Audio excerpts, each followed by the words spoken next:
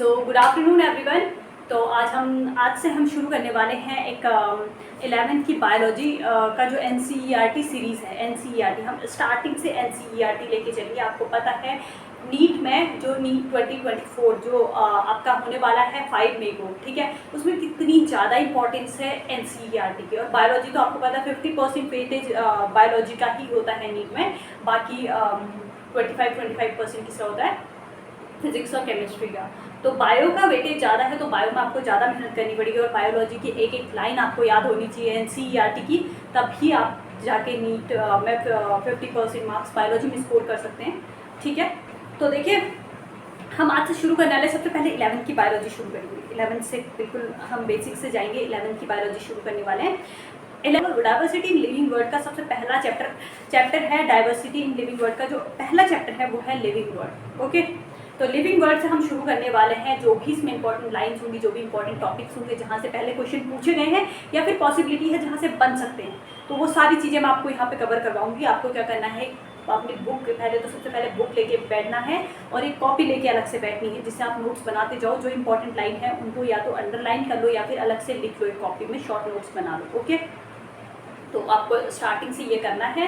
तो सबसे पहले जो अगर लिविंग वर्ड के अगर आप लेफ्ट हैंड साइड देखेंगे, एक पेज है आपका जिसमें आपके साइंटिस्ट की फ़ोटो बनी है, उसमें लिखा होगा, आप स्क्रीन पे देख सकते हैं, अर्नेस्ट मेयर। वो फोटोग्राफ जो दिख रही है आपको, वो अर्नेस्ट मेयर की है और इनको सेंचुरी, तो उसका आंसर हो जाएगा आपका अर्नेस्ट मेयर। ओके, उसके बाद देखिए, इनको 3 ट्रिपल क्राउन ऑफ बायोलॉजी इनको मिला था। किसको? अर्नेस्ट मेयर को। अर्नेस्ट मेयर के बारे में जो जो बातें इंपॉर्टेंट थी यहाँ पे मैंने बता दी है। ट्रिपल क्राउन ऑफ बायोलॉजी इनको मिला था, जिसमें सबसे पहला बाल्जन प्राइज़ इनको जो मिला था 1983 में मिला था। उसके बाद आपको इसके बाद इनको मिला था इंटरनेशनल प्राइज़ फॉर बायोलॉजी मिला था 1994 में मिला था। उसके बाद आपको इनको मिला था क्राफोर्ड प्राइज़ 1999 में मिला था। ओके, तो आपको ये 3-4 चीज़ें जो है इनके बारे में याद रखनी है। और जो इनका जो बर्थ हुआ था वो 1904 में हुआ था और 2004 में इनकी डेथ हो गई थी। तो आपको ये सारी चीज़ें याद रखनी है। मतलब ये इससे तो क्वेश्चन नहीं आता है, बट ये जो मेन चीज़ें, Darwin of the 20th century और ट्रिपल क्राउन ऑफ बायोलॉजी और तीनों प्राइज़ कौन कौन से थे उनको जो मिले, आपको उनको अच्छे से याद रखना है, ठीक है। तो हम शुरू करते हैं। लिविंग वर्ड चैप्टर में देखिए, सबसे पहला जो आपका लिविंग वर्ड में जो इंट्रोडक्शन दिया है उसमें ऐसा कुछ नहीं है, बट एक बार आप रीड कर लेना। ओके, जो जो इम्पोर्टेंट है, मैं इधर उधर आपको फालतू का और कुछ नहीं बताऊंगी। जो इम्पोर्टेंट है, जो आपके पेपर में पूछा जा सकता है, मैं उसके बारे में आपको बताने वाली हूँ। ओके, तो देखिए, व्हाट इज लिविंग, सबसे पहला आपका टॉपिक होगा what is living and diversity in the living word and taxonomic categories and taxonomical ends, ठीक है। तो ये सारी चीज़ें आपको देखनी है। तो सबसे पहले हम शुरू करने वाले हैं, आप स्क्रीन पे देख सकते हैं जो पहला पैरा है आपका, व्हाट इज लिविंग, ठीक है। व्हाट इज लिविंग हम देखेंगे क्या है। When we try to define living we conventionally look for the distinctive characteristics exhibited by the living organism: growth, reproduction, ability to sense and environment in mount a suitable response come to our mind immediately as unique feature of living organism, ठीक है। अगर हम कोई किसी living के बारे में सोचें कि लिविंग कैसे होते हैं, तो देखो उसमें क्या, उनमें होता है ग्रोथ, रिप्रोडक्शन और एबिलिटी टू सेंस एनवायरनमेंट, ये सारी चीज़ें होती है, कॉन्शियसनेस, ये सारी चीज़ें क्या होते हैं, लिविंग के कैरेक्टरिस्टिक्स होती हैं, ठीक है। One can add a few more features like Meta, और कुछ और फीचर्स हम ऐड कर सकते हैं, जैसे metabolism, ability to self replicate, जो cellular organization and self organize and interact and the emergence to the list and let us try to understand each of these. अब देखो, हम ये जो जो चीज़ें हमने देखी कि ग्रोथ, रिप्रोडक्शन, मेटाबॉलिज्म और एबिलिटी टू सेंस एनवायरनमेंट, ये सारी चीज़, सेलुलर ऑर्गेनाइजेशन, हम इनको एक एक करके देखेंगे, ठीक है। ये इसमें ज़्यादा कुछ है नहीं, इन्हीं चीज़ों के बारे में आप डिटेल में दिया है। जो जहाँ से क्वेश्चन पूछा जाएगा वो मैं आपको अंडरलाइन करवा दूँगी या फिर आपको बता दूँगी, इंपॉर्टेंट है, आप नोट कर लेना। ओके, इसके बाद आ जाते हैं ऑल लिविंग ऑर्गेनिज्म। अच्छा, इसमें आपको यहाँ पे थोड़ा वो लगा हुआ, मेटाबॉलिज्म वर्ड आया, आपने पढ़ा होगा 6th 7th 8th 9th 10th में, आपने जब जितने भी साइंस पढ़ी होगी, मेटाबॉलिज्म, ठीक है। क्या हो रहा है, जब हम खाना खा रहे हैं, हमारे में डाइजेशन की प्रोसेस हो रही है ना, तो हम क्या कर रहे हैं, हमारे अंदर कौन सी डाइजेशन की प्रोसेस हो रही है, तो इसका मतलब क्या हो रहा है, केमिकल रिएक्शंस हो रही है हमारी बॉडी में, ठीक है। जितनी भी केमिकल रिएक्शन हमारी बॉडी में होती है, उन सबको एक साथ क्या बोलते हैं, metabolism. All chemical reactions are occurring in our body together called metabolism. Okay, तो ये सारी चीज़ें हो गई मेटाबॉलिज्म। उसके बाद देखते हैं ऑल लिविंग ऑर्गेनिज्म ग्रो, सारे लिविंग ऑर्गेनिज्म क्या करेंगे, ग्रो करेंगे, बढ़ेंगे, ठीक है, हमने देखा है। Increase in mass and increase in number of individual are twin characteristics of growth. देखो अभी तक मैंने ऐसा कुछ इंपॉर्टेंट आपको बताया नहीं कि आप अंडरलाइन कर लो, बट इस लाइन को आप अंडरलाइन करेंगे। Okay, increase in mass and increase in number are the twin characteristics of growth. Growth के ट्विन कैरेक्टरिस्टिक हैं increase in mass and increase in number, वो नंबर में भी इंक्रीज हो रहा, मास में भी इंक्रीज हो रहा है, ये दोनों क्या है, ट्विन कैरेक्टरिस्टिक्स हैं ग्रोथ के। उसके बाद आ जाते हैं multicellular organism grows by cell division. Multicellular organism क्या कर रहे हैं, ग्रो कर रहे हैं सेल डिवीजन से। In plants the growth by cell division occur continuously throughout the life span. अब देखो प्लांट्स आपने देखे होंगे यार, प्लांट्स अभी तो इतना छोटा था, फिर धीरे धीरे इतनी जल्दी बढ़ जाता तो और भी बड़ा होते रहता है, वो अपने लाइफ टाइम वो ग्रो करता है। प्लांट्स क्या करते हैं, लाइफ टाइम ग्रो करते हैं। और एनिमल्स में आपने देखा होगा या ह्यूमन बीइंग में देखा होगा, कुछ टाइम बाद क्या होता है, हमारी ग्रोथ होना रुक जाती है, हमारी हाइट बढ़ना क्या होती है, रुक जाती है। एक एज आती है जिसके बाद हमारी हाइट नहीं बढ़ती है, बट प्लांट्स ऐसे होते हैं जिसमें throughout the life growth होते रहती है। ओके, तो उसके बाद देखते हैं however cell division occur in the certain tissues to replace lost cell. अब देखो कुछ कहीं कहीं पर सेल डिवीज़न इसलिए भी होता है जैसे हमें कहीं पे चोट लग जाएगी, ठीक है, तो वो क्या होते हैं, वहाँ से चोट लगे तो आप उसको हील करने के लिए क्या होगा, सेल क्या करती है, डिवाइड करती है, जिससे क्या होती है, नई सेल्स आ जाती है, हमारी नई सेल्स आ जाती है, तो क्या होता है, वहाँ पे हमारी चोट धीरे धीरे ठीक होने लगती है। तो क्या होता है, सेल डिवीज़न इसलिए भी होता है। ओके, उसके बाद आ जाते हैं unicellular organism grow by cell division. और यूनिसेलुलर ऑर्गेनिज्म भी सेल डिवीजन, और मल्टी सेलुलर यूनिसेलुलर में डिफरेंस तो आपको पता होगा ना। मल्टी सेलुलर मतलब जिसमें मल्टी मतलब मैनी, जिसमें मैनी सेल्स होंगी उसको मल्टी सेलुलर, और यूनि मतलब सिंगल सेल, ठीक है, जिसमें सिंगल सेल होगा उसको यूनिसेलुलर।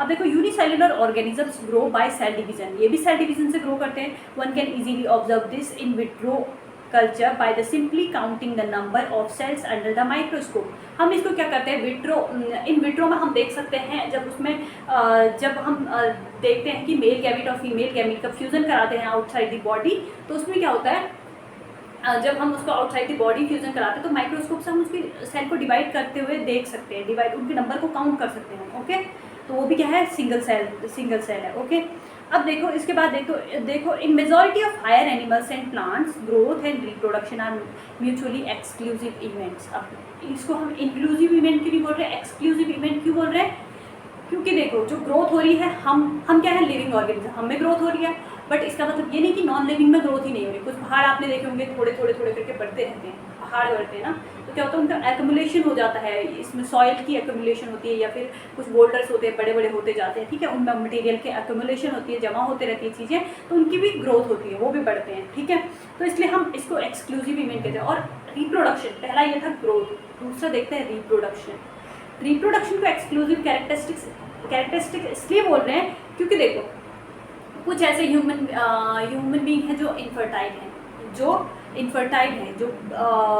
यंग वंस को बर्थ नहीं दे पाते, और कुछ एनिमल्स ऐसे हैं जो स्टेराइल हैं, जैसे म्यूल, ठीक है, तो ये क्या करते हैं, और वर्कर बीज, तो ये क्या करते हैं, ये भी इनफर्टाइल होते हैं। तो इसलिए हम रिप्रोडक्शन को भी एक्सक्लूसिव इवेंट मानते हैं, क्योंकि ये सारे लिविंग में नहीं हो रहा है। ओके, उसके बाद देखते हैं one must remember that increase in body mass is considered as a growth. जैसे बॉडी मास में इंक्रीज हो रहा है, इसको क्या बोलते हैं, ग्रोथ बोल रहे हैं। However this kind of growth exhibit by the non living objects by the accumulation of material on the surface. जैसे कि मैंने अभी बताया आपको कि पहाड़ ग्रो करते हैं क्योंकि उनमें मटेरियल की अक्यूमुलेशन हो जाती है। In the living organism growth is from inside. अब लिविंग ऑर्गेनिज्म में क्या होता है, ग्रोथ इनसाइड से हो रही है, हम लोगों में क्या होता है, अंदर से ग्रोथ होती है ना, ठीक है, growth from inside, and growth therefore cannot be taken as a defining property of the living। इसीलिए इसको हम देखो दो टाइप की प्रॉपर्टीज होती है, एक तो डिफाइनिंग, एक होता है नॉन डिफाइनिंग। अब देखो डिफाइनिंग कैरेक्टरिस्टिक्स वो होंगे जो सिर्फ लिविंग में ही हो रहे होंगे, ठीक है, और सारे लिविंग्स में हो रहे होंगे, ठीक है, लिविंग में तो हो रहे हैं और सारे लिविंग्स में प्रेजेंट है। और नॉन डिफाइनिंग, इसका मतलब ये लिविंग में होते हैं बट कुछ नॉन लिविंग के भी कैरेक्टरिस्टिक्स है, या फिर लिविंग में होते हैं बट ये सारे लिविंग्स में भी नहीं होते हैं, ठीक है। अब देखेंगे condition under which it can be observed in the all living organism have to be explained, and then we understand that it is the characteristics of living system. Dead organism does not grow, ठीक है।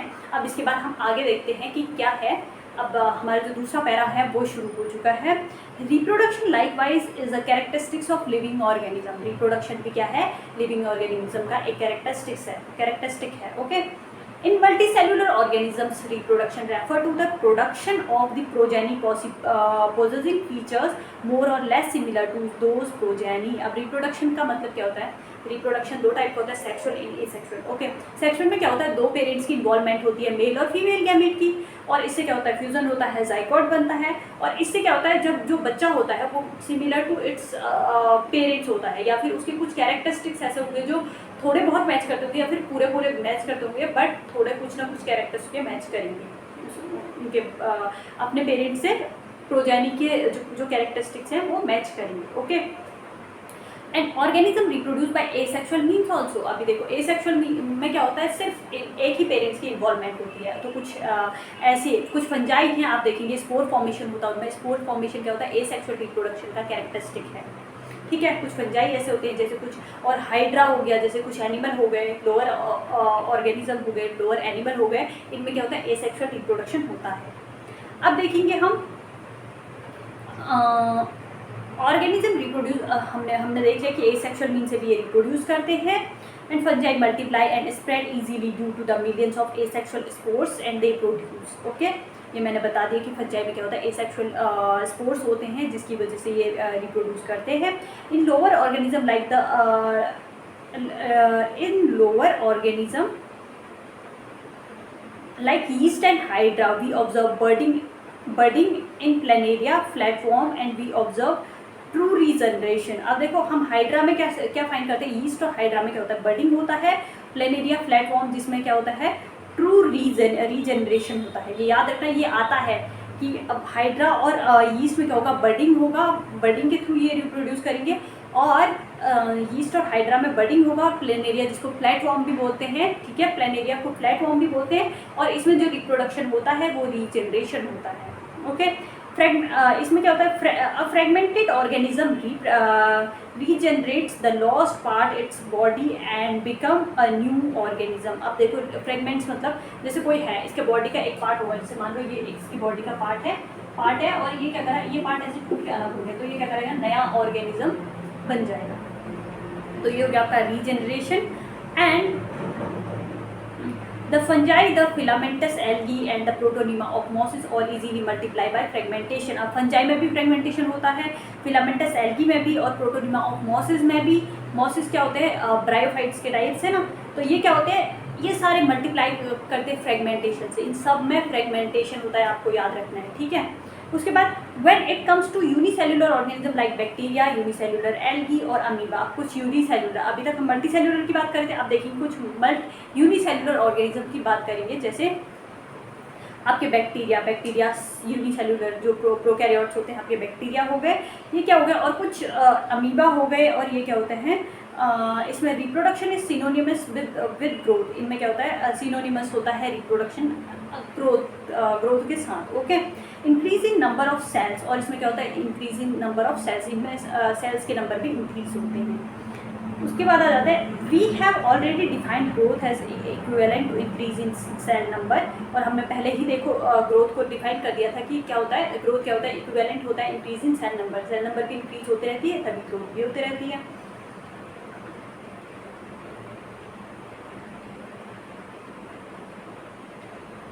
Cell number और मास, या फिर cell number increase होगा या फिर mass increase होगा, okay. Hence we notice that in the single celled organism. आपने नोटिस किया होगा, सिंगल सेल्ड ऑर्गेनिज्म में क्या होता है, कुछ ऑर्गेनिजम्स ऐसे होते हैं जो सिंगल सेल्ड होते हैं। We are not very clear about the usages of these two terms, growth and reproduction. हम अभी अच्छे से इनको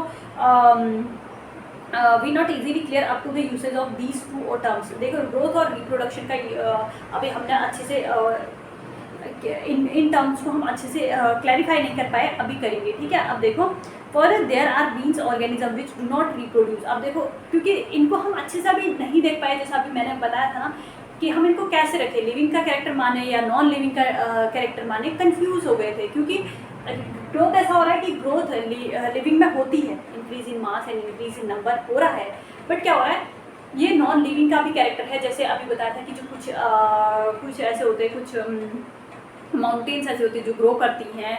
और अगर रिप्रोडक्शन को लें तो रिप्रोडक्शन में कुछ म्यूट, स्टेराइल म्यूट, अगर देखो स्टेराइल म्यूट होते हैं या वर्कर बीज होती हैं, ठीक है, वर्कर बीज जो होती है ये भी रिप्रोड्यूस नहीं कर पाते हैं। तो ये लिविंग का कैरेक्टर कैसे हो गया? अभी देखो ये जो अब मैंने लिखा है डिफाइनिंग और नॉन डिफाइनिंग के बीच में डिफरेंस बताऊंगी आप लोगों को, ठीक है।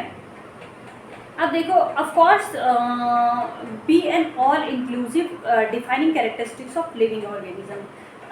ओके सॉरी, मैंने थोड़ा वो कर दिया। अब देखो, फॉर देयरफॉर कुछ ऐसे ऑर्गेनिज्म हैं जो रिप्रोड्यूस नहीं करते, म्यूल, स्टेराइल, वर्कर्स बीज, इनफर्टाइल ह्यूमन कपल और etcetera. Hence reproduction also can not be taken all inclusive defining characteristics of living organism. इसको भी हम क्या कर सकते हैं, इंक्लूसिव में नहीं रखेंगे, ये भी एक्सक्लूसिव इवेंट है। अभी तक हमने देखा था ग्रोथ एक्सक्लूसिव इवेंट है, अब देखेंगे रिप्रोडक्शन भी एक्सक्लूसिव इवेंट है, इंक्लूसिव नहीं है। अब देखो, of course no non-living organism is capable of reproducing or replicating by itself। अब देखो, कोई भी नॉन लिविंग ऑर्गेनिज्म ऐसा नहीं है वो कि अपने आप से रिप्रोड्यूस करेगा या रेप्लिकेट करेगा, ठीक है। अब देखो अनदर कैरेक्टरिस्टिक, अब देखो अब ये तक हमने देखा ग्रोथ एंड रिप्रोडक्शन, अब हम दूसरा कैरेक्टरिस्टिक देखा है कि हम मेटाबॉलिज्म। मेटाबॉलिज्म क्या होता है? All chemical reactions occurring in our body together called metabolism. Okay, देखो all living organism are made up of chemical. सारे ऑर्गेनिज्म लिविंग जो होते हैं वो किससे बने होते हैं? केमिकल्स से बने होते हैं।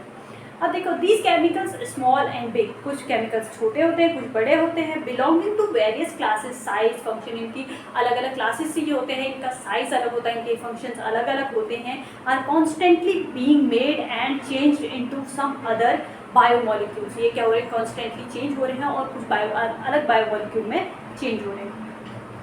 These conversion are chemical reaction और मेटाबॉलिज्म। और जो कुछ ये क्या हो रहा है, दूसरे फॉर्म में चेंज हो रहे हैं, इसको ही क्या बोल रहे हैं, इसको कन्वर्जन बोल रहे हैं, या फिर केमिकल रिएक्शन बोल रहे हैं, या फिर इसी को क्या बोल रहे हैं? मेटाबॉलिज्म बोलते हैं। Okay, there are thousand of metabolic reaction occurring simultaneously inside all living organism. जो सारी लिविंग ऑर्गेनिजम्स के अंदर थाउजेंड ऑफ केमिकल रिएक्शन हो रही है। हम बैठे हैं पर हमारी बॉडी के अंदर कितनी सारी रिएक्शन हो रही है हमें नहीं पता, ठीक है। तो ये जो सारी रिएक्शन हो रही है इसी को क्या बोल रहे हैं?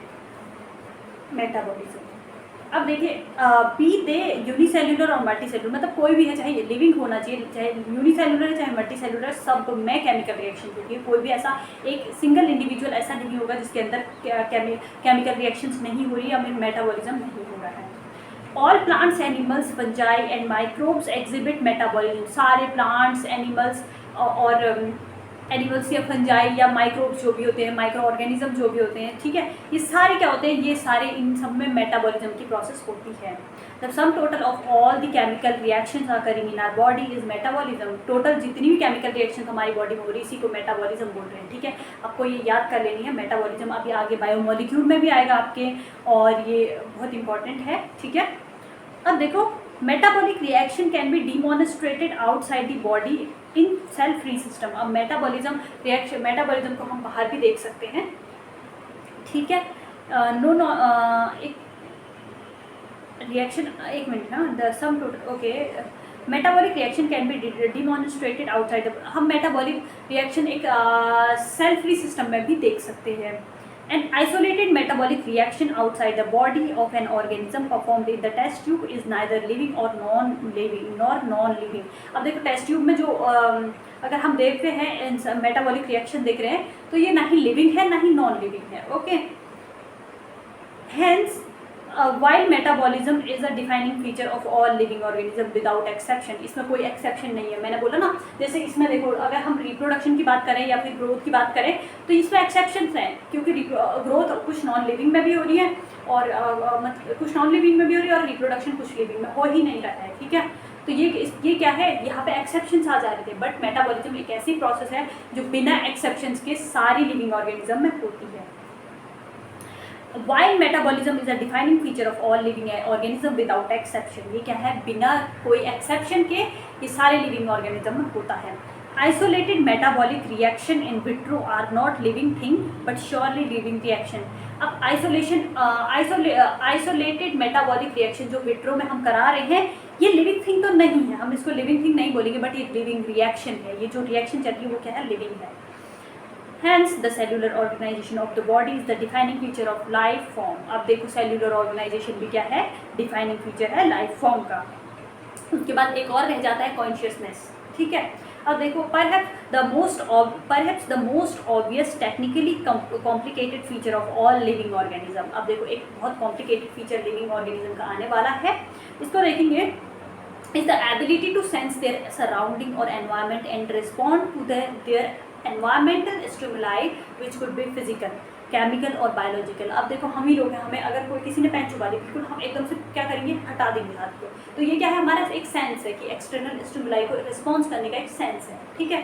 तो ये सब में होता है, चाहे वो केमिकल हो या फिजिकल हो या फिर बायोलॉजिकल हो। We sense our environment through our sense organs. हम अपने एनवायरनमेंट को कैसे सेंस करते हैं, हमारे सेंस ऑर्गन है, 5 सेंस ऑर्गन है, ऑर्गन्स हैं जिनके थ्रू हम क्या कर रहे हैं, एनवायरनमेंट को सेंस कर रहे हैं।